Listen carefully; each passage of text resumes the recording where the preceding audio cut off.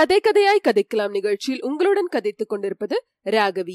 பொன்னியின் செல்வன் பாகம் 3, கொலைவாள், அதிகாரம் 18, நிமித்தக்காரன். நம்பியாண்டார் நம்பியை வரவேற்பதற்காக கூடியிருந்த சபை கலையும் சமயத்தில் பெரிய மகாராணி தம் செல்வக்குமாரனிடம், மகனே, நான் இவர்களை அரண்மனை வாசல் வரையில் சென்று வழி அனுப்பி விட்டு வருகிறேன். அதற்குள் நீ உன் இருப்பிடம் சென்று சிரம பரிகாரம் செய்து கொண்டு திரும்பி வா. உன்னிடம் ஒரு முக்கியமான விஷயம் பேச வேண்டும் என்றார். ஆகட்டும் தாயே என்று சொல்லிவிட்டு மதுராந்தகர் புறப்பட்டார். அரண்மனையில் அவர் தங்கியிருந்த பகுதிக்கு போனார். அவருடைய உள்ளத்தில் ஆத்திரமும் அசூயையும் கொழுந்துவிட்டு இருந்தன. யாரோ வழியோடு போகிற ஆண்டி பண்டாரத்துக்கு எவ்வளவு தடபுடலான மரியாதைகள்! ராஜகுலத்தின் கௌரவத்துக்கே தன் தாயினால் பங்கம் நேர்ந்துவிடும் போலல்லவா இருக்கிறது. பழுவேட்டரையர்கள் தம் அன்னையை பற்றி அடிக்கடி குறை சொல்லுவதில் வியப்பு ஒன்றுமில்லை. உடம்பில் சாம்பலை பூசிக்கொண்டு ருத்ராட்ச மாலைகளை அணிந்து கொண்டு யார் வந்தாலும் பெரிய மகாராணிக்கு போதும். பதிகம் ஒன்றும் அவன் பாடிக்கொண்டு வந்துவிட வேண்டும், அல்லது கோயில் குளம் திருப்பணி என்று சொல்லிக் கொண்டு வந்துவிட வேண்டும். இப்படிப்பட்டவர்களுக்கு அள்ளி கொடுத்து ராஜாங்க பொக்கிஷத்தையே இவர் சூன்யமாக்கி விடுவார் போலிருக்கிறது. போதாததற்கு இளவரசி குந்தவை ஒருத்தி எப்போதும் அருகில் இருக்கிறாள். கோயில் திருப்பணி செய்து மிச்சம் ஏதேனும் இருந்தால் அதை மருத்துவ சாலை ஏற்படுத்துவதற்கு செலவிட்டு விடுகிறாள். இப்படியெல்லாம் இவர்கள் செய்வதற்கு இடம் கொடுத்து வந்தால் நாளை நம்முடைய மனோரதம் எப்படி நிறைவேறும்? சோழ சிங்காதனத்தில் ஏறி 4 திசைகளிலும் சோழ சைன்யங்களை அனுப்பி இந்த நில உலகம் முழுவதையும் வென்று ஒரு குடை நிழலில் ஆளுவது எவ்விதம் நடைபெறும்? மறுபடியும் பெரிய மகாராணிக்கு மகனிடம் ஏதோ அந்தரங்கம் பேச வேண்டுமாம். என்ன அந்தரங்கத்தை சொல்ல போகிறாரோ தெரியவில்லை. அஷ்டாங்க யோகம், இயம நியம நிதித்தியாசனம் ஆகியவற்றை குறித்து ஒருவேளை பேச ஆரம்பித்து விடுவார். கண்களின் பார்வையை மூக்கு நுனியில் செலுத்தி குண்டலினியை மேல் நோக்கி கொண்டு வருவதனால் 64 கலைகளையும் கல்லாமல் கற்கும் முறையை பற்றி ஒருவேளை உபதேசிக்க ஆரம்பித்து விடுவார். அல்லது நடராஜருடைய ஆனந்த கூத்தின் உட்பொருளை குறித்தும், அவருடைய சடாமகுடம் எதை குறிக்கிறது, அவர் அணிந்திருக்கும் பிறை எதை குறிக்கிறது என்பவை குறித்தும் சொல்ல ஆரம்பித்து விடுவார்.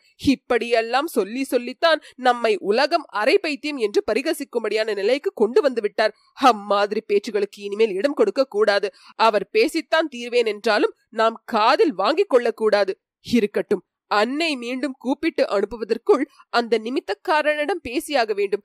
யாருமே அறிந்திருக்க முடியாத 2 மர்மமான செய்திகளை அவன் எப்படி அறிந்து கொண்டான்? அதை நினைத்து பார்த்தால் ஒரே வியப்பாக அல்லவா இருக்கிறது. அதிசயமான சக்தி அவனிடம் ஏதோ இருக்க வேண்டும். சென்று போன நிகழ்ச்சிகளை அறிந்து கூறியது போல் வருங்காலத்தில் நடக்கப் போவதை பற்றியும் அவனால் கூற முடியுமா? அவனையே கேட்டு பார்த்து விடலாம். சபையிலிருந்து தாம் புறப்படும் சமயத்தில் நிமித்தக்காரன் அங்குமிங்கும் பார்த்து கொண்டு தயங்கி தயங்கி நிற்பதை மதுராந்தகர் கவனித்தார். அவனை தம்முடன் வரும்படி சமிகையினால் கட்டளை இட்டார். வந்தியத்தேவனுடைய கண்கள் இளவரசியின் முகத்தை பார்க்கவும் நயன பாஷையினால் செய்தி உணர்த்தவும் ஆர்வம் கொண்டிருந்தன. ஆனால் இளவரசி மீண்டும் அவனை திரும்பிக் கூட பாராமல் பெரிய மகாராணியுடன் போய்விட்டார். இது என்ன? தன்னை இளவரசி அடியோடு மறந்து விட்டாரா? அப்படித்தான் இருக்க வேண்டும். எத்தனையோ ஆயிரம் பேரை அவர் தினம் தினம் பார்த்து வருகிறார். ஒரு தடவை 2 தடவை பார்த்த தன்னுடைய முகம் அவர் மனத்தில் எப்படி நினைவிருக்கும்? நான் பைத்தியக்காரன். இரவும் பகலும் எத்தனையோ விபரீத சம்பவங்கள், அபாயங்களிடையிலும் இளவரசியின் திருமுகத்தையே நினைத்துக் கொண்டிருந்தேன். இளவரசி எதற்காக என்னை நினைத்திருக்க வேண்டும்? தேனை விரும்பி மலரை சுற்றி சுற்றி வருகிறது. மலருக்கு தேனை பற்றி என்ன கவலை? மலர் சூரியனை பார்த்து புன்னகை புரிந்து கொண்டிருக்கிறது. குந்தவையின் முகமலரை விரிய செய்யும் சூரிய தேவன் யாரோ? ஆயினும் தன்னை எதற்காக அனுப்பினாரோ அந்த செய்தியை தெரிந்து கொள்வதில் கூட அவருக்கு ஆர்வம் இல்லாமலா போய்விடும்? தனக்கு முன்னாலே யாராவது வந்து சொல்லியிருப்பார்களோ? அது எப்படி முடியும்? இல்லை, அவர் ஏதோ கவலையில் ஆழ்ந்திருக்கிறார் என்பதையும் அவர் முகம் நன்றாக காட்டியது.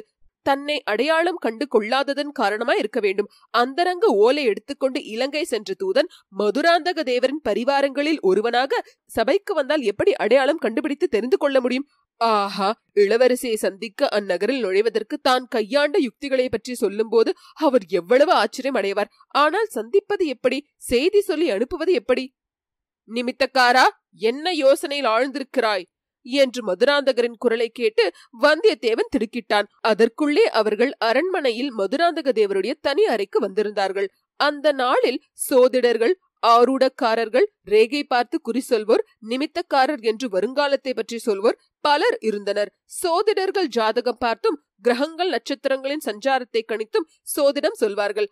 ஆரூடக்காரர்கள் தங்களிடம் வருவோர் பேசும் சொற்களை கொண்டும் ஆரூடம் கேட்கும் வேளையை கொண்டும் 108 ஓர் இலக்கம் சொல்லும்படி கேட்கும் சுபாசுபங்களை பற்றி பொதுப்படையாக சொல்லுவார்கள்.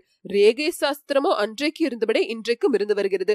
நிமித்தக்காரர்கள் என்பவர்கள் ஞான திருஷ்டி படைத்த முனி புங்கவர்களைப் போல் அகக்கண்ணினால் பார்க்கும் ஆற்றல் உடையவர்கள். அவர்கள் மனத்தை ஒருமுகப்படுத்தி வைத்துக் கொண்டு அகக்கண்ணின் உதவியினால் முக்கால நிகழ்ச்சிகளையும் நேரில் பார்ப்பது போல் பார்த்து உரைப்பார்கள். சிலர் புறக்கண்களை மூடிக்கொண்டு தியானத்தில் அமர்ந்து சொல்வார்கள். இன்னும் சிலர் தீ பிழம்பை உற்று நோக்கிய வண்ணம் மனத்தை ஒருமுகப்படுத்திக் கொண்டு நடந்து போன நடக்க போகிற நிகழ்ச்சிகளை அந்த தீ பிழம்பில் பார்த்து சொல்வார்கள். இன்னும் சிலருக்கு எதிர்பட்டவர்களின் முகத்தை பார்க்கும் போதே அவர்களுடைய சென்ற கால வரலாறும் வருங்கால வரலாறும் மனத்தில் தோன்றிவிடும். இத்தகைய அதிசய சக்திகள் படைத்தவர்களை தவிர காக்கை இடம் போயிற்றா வலம் போயிற்றா என்பது முதலான வெளி நிகழ்ச்சிகளை கொண்டும் சகுன பலன்களை உரைக்கும் சாதாரண நிமித்தக்காரர்களும் உண்டு.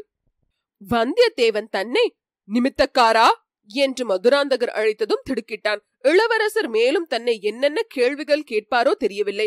அவற்றுக்கெல்லாம் சாமர்த்தியமாக தக்க விடை கூறி சமாளித்துக் கொள்ள வேண்டும். கடவுளே, இங்கிருந்து இவரிடமிருந்து தப்பி செல்வது எப்படி? இளவரசியை தனியாக சந்தித்து பேசுவது எப்படி? வேறு யோசனை ஒன்றும் இல்லை ஐயா. நான் நிமித்தக்காரனாய் இருப்பதை காட்டிலும் இப்போது சபையில் பார்த்த பிள்ளையை போல் 4 பதிகங்களை கற்றிருந்தால் எவ்வளவு நன்றாயிருக்கும். எனக்கும் எவ்வளவு உபச்சார மரியாதையெல்லாம் நடக்கும் என்றுதான் சிந்தித்துக் கொண்டிருந்தேன் என்றான். யார் வேண்டாம் என்றார்கள்? நீயும் தேவார திருப்பதிகம் கற்றுக்கொண்டு பாடுவதுதானே. இன்னாருக்கு இன்னபடி என்று எழுதியிருப்பது போலதானே நடக்கும் இளவரசே. வீண் ஆசைப்பட்டு என்ன பயன்? பதிகம் பாடிய அந்த பிள்ளையை பற்றி உனக்கு என்ன தோன்றுகிறது? அவனுடைய யோகம் மிக உயர்ந்த யோகம். சிவயோகமும் ராஜயோகமும் கலந்தது. மன்னர்களும் மகாராணிகளும் அந்த பிள்ளைக்கு மரியாதை செய்வார்கள். மகான்களுடைய பெயருடன் அவருடைய பெயரும் சேர்ந்து இப்பூவுலகத்தில் நெடுங்காலம் விளங்கும். வல்லவரேன் ஏதோ குருட்டாம் போக்காக இவ்விதம் கூறினான். ஆனால் மதுராந்தகருடைய மனத்தில் அவனுடைய வார்த்தைகள் பெரும் கிளர்ச்சியை உண்டாக்கி விட்டன. என்னுடைய யோகம் எப்படி என்று சொல் பார்க்கலாம். அவனுடைய யோகத்தை போலவே தங்கள் யோகமும் சிவயோகமும் ராஜயோகமும் கலந்தது. ஆனால் இன்னும் மேன்மையானது. அப்பனே, கொஞ்சம் விவரமாக சொல் பார்க்கலாம். வல்லவரேன் என்ன சொல்வது என்று யோசிக்க அவகாசம் வேண்டினான். ஆகையால், இப்படியெல்லாம் அவசரப்பட்டால் முடியுமா? விவரமாக சொல்ல வேண்டுமானால் தீபம் ஏற்றி வைத்து அகிர் புகை போட சொல்ல வேண்டும். தாங்களும் தீபத்துக்கு பின்னால் உட்கார்ந்து கொள்ள வேண்டும். அப்போது வருங்கால நிகழ்ச்சிகளை நடக்க போகிறபடியே பார்த்து சொல்வேன். மதுராந்தகர் பரபரப்பு அடைந்து தீபம் ஏற்றி வைக்கும்படியும் அகிர் புகை போடும்படியும் கட்டளையிட்டார். தீபத்துக்கு முன்னாலும் பின்னாலும் 2 மணைகளும் போடப்பட்டன. மதுராந்தகர் ஒரு மணையில் உட்கார்ந்த பின்னர் அவருக்கு எதிரே வந்தியத்தேவனும் உட்கார்ந்தான். கண்ணை மூடிக்கொண்டு சிறிது நேரம் தியானத்தில் ஆழ்ந்திருந்தான். அவனுடைய வாய் ஏதோ மந்திரங்களை முணுமுணுத்துக் கொண்டிருந்தன. பிறகு அவன் உடம்பை ஒரு குலுக்கு குலுக்கிக் கொண்டு ஆவேசம் வந்தவனை போல் நடித்தான். வெறியாட்டக்காரனை போல் அவன் உடல் நடுங்கிற்று. பின்னர் கண்களை அகல திறந்தான். எதிரில் இருந்த தீபத்தின் பிழம்பை உற்று பார்க்கலானான். சற்று நேரம் பார்த்துவிட்டு மதுராந்தக தேவரை நோக்கி, ஐயா, தங்களை பற்றி அலட்சியமாக நான் ஏதாவது சொல்லியிருந்தால் மன்னிக்க வேண்டும். தங்களுடைய யோகம் சாதாரண யோகம் அல்ல. அங்கே சபையில் உட்கார்ந்து பாட்டு படித்த பிள்ளையின் யோகத்துக்கும் தங்கள் யோகத்துக்கும் யாதொரு சம்பந்தமும் இல்லை. அந்த பிள்ளையின் யோகம் அரசர்களின் ஆதரவினால் ஏற்படும் ராஜ யோகம். தங்களுடைய யோகத்தை பற்றி இந்த தீபத்திலே நான் காண்பது ஆஹா, என்னையே பிரமிக்க செய்கிறது என்றான். அப்படி என்ன காண்கிற? சொல் சொல் என்றார் மதுராந்தகர். ஆஹா, எப்படி சொல்வேன்? சொல்வதற்கு வார்த்தைகள் எனக்கு கிடைக்கவில்லை. கண்ணுக்கெட்டிய தூரம் மணிமகுடம் தரித்த மன்னர்கள் அணிவகுத்து நிற்கிறார்கள். மந்திரிகளும் சாமந்தகர்களும் அதிகாரிகளும் வரிசை வரிசையாக நிற்கிறார்கள். அவர்களுக்கு அப்பால் முடிவில்லாத கடலை போல் சேனா வீரர்கள் அலைமோதி கொண்டு நிற்கிறார்கள். அவர்கள் கையில் பிடித்த வேல்களும் வாள்களும் மார்பில் தரித்த கவசங்களும் ஒளி வீசி கண்ணை பறிக்கின்றன. தூரத்தில் உள்ள மாட மாளிகைகளின் மேல் ஜனங்கள் நின்று ஆர்ப்பரிக்கிறார்கள். கோட்டை கொத்தளங்கள் மீதெல்லாம் மக்கள் கூட்டம் கூட்டமாய் நிற்கின்றனர். அவர்கள் ஏதோ கோஷம் செய்கிறார்கள். சொல் சொல், மக்கள் என்ன கோஷமிடுகிறார்கள்? இளவரசே, பல்லாயிரம் மக்களின் கோஷம் ஆகையால் நன்றாக கேட்கவில்லை. சோழக்குல தோன்றல் வாழ்க, திரிபுவன சக்கரவர்த்தி வாழ்க, மன்னாதி மன்னர் வாழ்க என்றெல்லாம் கோஷிப்பது போல தோன்றுகிறது. அப்புறம் என்ன? மக்கள் திரண்டு கூட்டம் கூட்டமாக முன்னேறி வருகிறார்கள். மேலும் வாளும் பிடித்த வீரர்கள் அவர்களை தடுத்து நிறுத்துகிறார்கள். சிறிது நேரம் அங்கே ஒரே கூச்சலும் குழப்பமுமாக இருக்கிறது. சரி சரி, கூட்டம் எதற்காக கூடியிருக்கிறது அதை சொல். அதைத்தான் நானும் இப்போது பார்க்க போகிறேன். கூட்டத்தின் மத்தியில் புலிக்கொடி வானலாவி பறக்கிறது. அதற்கு கீழே மீன்கொடி, விற்கொடி, பனைக்கொடி, சிங்கக்கொடி, ரிஷபக்கொடி, பன்றிக்கொடி ஆகியவை தாழ்வாக பறக்கின்றன. மயன் மாளிகை போன்ற சபா மண்டபத்தின் நடுவிலே நவரத்ன கசிதமான தங்க சிங்காதனம் ஓட்டிருக்கிறது. அருகில் ஒரு பீடத்தில் கோடி சூரிய பிரகாசமான வைர வைடூரியங்கள் பதித்த மணிமகுடம் ஒன்று வைத்திருக்கிறது. சிங்காதனத்துக்கு மேலே தன் மதியின் வெண்ணிலாவை யுத்த குளிர்ச்சி பொருந்திய வெண்கொற்ற குடை விரித்து கவிழ்ந்திருக்கின்றன. தேவ கண்ணியரே போன்ற பெண்கள் கைகளில் வெண் சாமரங்களை வைத்துக் கொண்டு காத்திருக்கின்றார்கள். பற்பல புண்ணிய தீர்த்தங்களிலிருந்து கொண்டு வந்த தண்ணீருடன் பொற்கொடங்கள் வரிசையாக வைக்கப்பட்டிருக்கின்றன. இளவரசே, பட்டாபிஷேகம் எல்லாம் ஆயத்தமாகி விட்டன. யாருக்கு பட்டாபிஷேகம்? அதை சொல்லப்பனே என்றார் மதுராந்தகர். இதோ அதுவும் தெரிந்துவிடும். சபா மண்டபத்தின் பிரதான வாசற்கதவு திறக்கிறது. பல வகை கட்டியம் கூறிக்கொண்டு சிலர் உள்ளே வருகிறார்கள். வீர கம்பீர தோற்றத்துடைய கிழவர் ஒருவர் வருகிறார். அவருடைய சகோதரர் போல காணப்படும் இன்னொருவர் வருகிறார். அவர்களுக்கு பின்னால் மன்மதனையொத்த சுந்தர ரூபமுடைய ராஜகுமாரன் ஒருவர் இதோ வருகிறார். அது யார்? அது யார்? வந்தியத்தேவன் மதுராந்தகரை மறுமுறை உற்று பார்த்துவிட்டு மீண்டும் தீபத்தை நோக்கினான். ஐயா, தங்களைப் போலவே இவர் இருக்கிறார். தங்களைப் போலவே என்ன, தாங்கள் தான். முன்னால் வந்து இருவரும் தங்களை சிம்மாசனத்தை நோக்கி அழைத்து செல்கிறார்கள். ஜெய விஜயி பவா என்று கோஷம் சமுத்திர கோஷத்தை போல் எழுகிறது. தங்கள் மீது 100 கரங்கள் மலர்களையும் மணிகளையும் மஞ்சள் நிற தானியங்களையும் தூவுகின்றன. இதோ தாங்கள் சிங்காதனத்தை நெருங்கிவிட்டீர்கள். அடடா, இது என்ன? சகுனத்தடை போல் யார் குறுக்கே வருகிறது? தலைவிரி கோலமாக ஒரு ஸ்திரீ குறுக்கே வந்து தங்களுக்கு சிம்மாதனத்துக்கு நடுவில் நிற்கிறாள். வேண்டாம் என்று தங்களை தடை செய்கிறாள். தாங்கள் அந்த ஸ்திரீயை தள்ளுகிறீர்கள். அடடா, இது என்ன? நல்ல சமயத்தில் இப்படி புகை வந்து மூடிக்கொள்கிறது. ஒன்றும் தெரியவில்லையே. பார் பார், நன்றாக உற்றுப்பார். அப்புறம் என்ன நடக்கிறது? இளவரசே, மன்னிக்க வேண்டும். பெரும் புகைப்படலம் வந்து எல்லாவற்றையும் மறைத்து விட்டது. பாரப்பனே பார், அந்த ஸ்திரீ யார் என்றாவது பார். அவளை நீ முன்னம் பார்த்திருக்கிறாயா? இளவரசே, அந்த மாதரசி மறைந்து விட்டாள். தாங்களும் மறைந்து விட்டீர்கள். சபை, சிம்மாசனம், கிரீடம் எல்லாம் மறைந்து விட்டன. இந்த அரண்மனையில் மந்திர சக்தி உள்ளவர்கள் யாரோ இருக்க வேண்டும். வேண்டுமென்றே மந்திரம் போட்டு தடுத்து விட்டதாக காண்கிறது. ஐயா, என் முகமெல்லாம் பற்றி எறிவது போல் தகிக்கிறது. இவ்விதம் கூறி வந்தியத்தேவன் தன் கரங்களினால் முகத்தை மூடிக்கொண்டான். அப்படியே சிறிது நேரம் இருந்துவிட்டு கண்களை திறந்து பார்த்தான். மதுராந்தக தேவருடைய உடம்பின் நரம்புகள் எல்லாம் புடைத்துக் கொண்டிருந்தன. அவருடைய முகத்தில் கோபம் கொதித்துக் கொண்டிருந்தன. கண்கள் எரியும் தணல்களைப் போல பிரகாசித்தன. வந்தியத்தேவனுக்கு சிறிது பயமாகவே போய்விட்டது. இளவரசருடைய ஆசை வெறிய அளவுக்கு அதிகமாக கிளப்பி விட்டோமோ என்று பயந்து போனான். மறுபடியும் பார், நன்றாக பார்த்து சொல் என்றார் மதுராந்தகர். இளவரசே, அதில் பயனில்லை. ஒரு தடவை மறைந்த காட்சி மறுபடியும் உடனே வராது.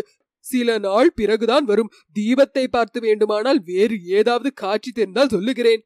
சொல் சொல், என்ன காட்சி புலப்பட்டாலும் சொல்.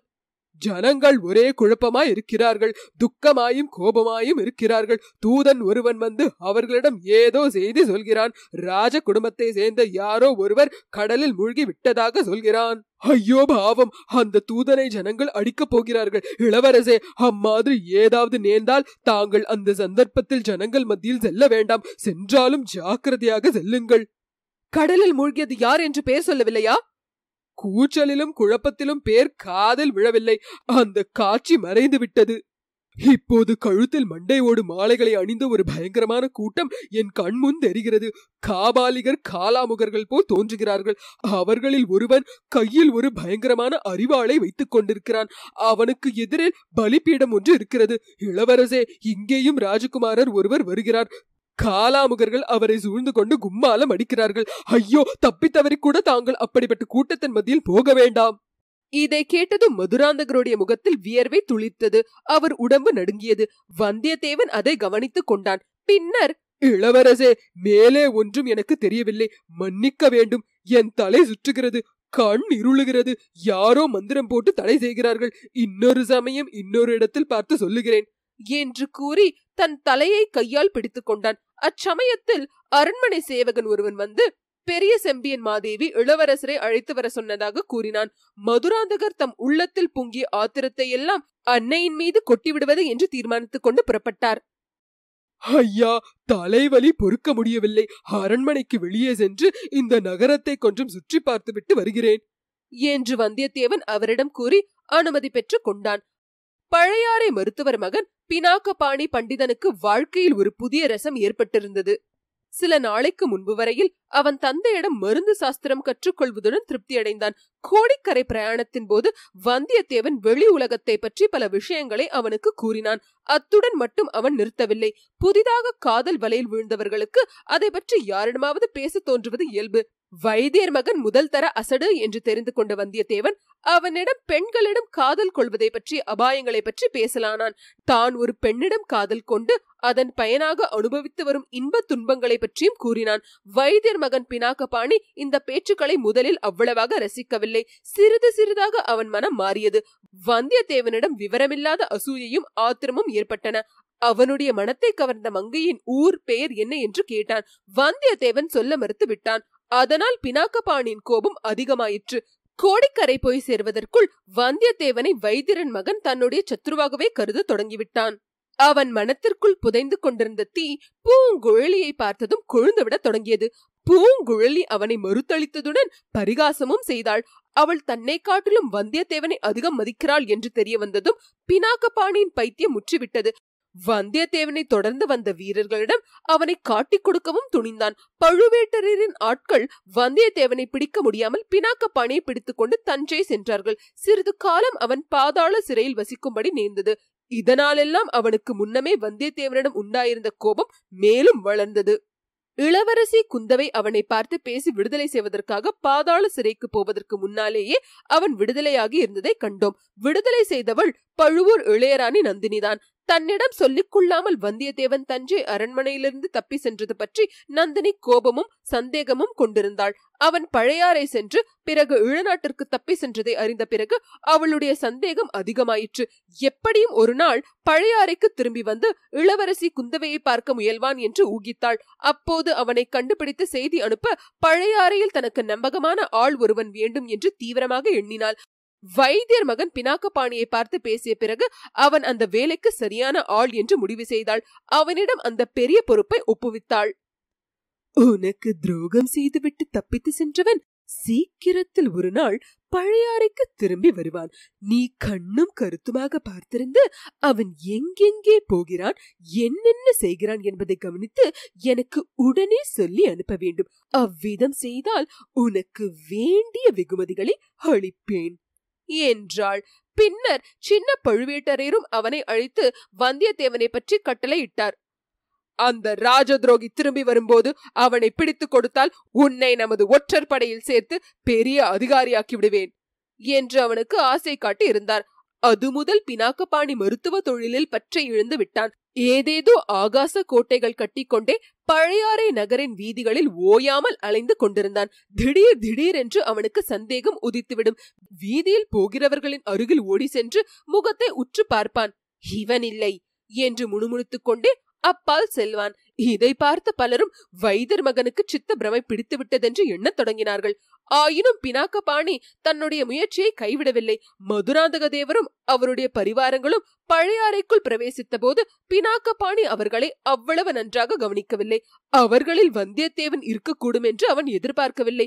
திருநாரையூர் நம்பியின் பல்லக்கை சூழ்ந்திருந்த பெருங்கூட்டத்திலே அவன் சுற்றி சுற்றி வந்து பார்த்து கொண்டிருந்தான். அப்போது சற்று தூரத்தில் மதுராந்தகருடைய பரிவாரம் போவது தெரிந்தது. மதுராந்தகருக்கு அருகில் குதிரை மேலிருந்தவன் ஒரு தடவை திரும்பி பார்த்தபோது பினாகபாணிக்கு ஐயம் உதித்தது.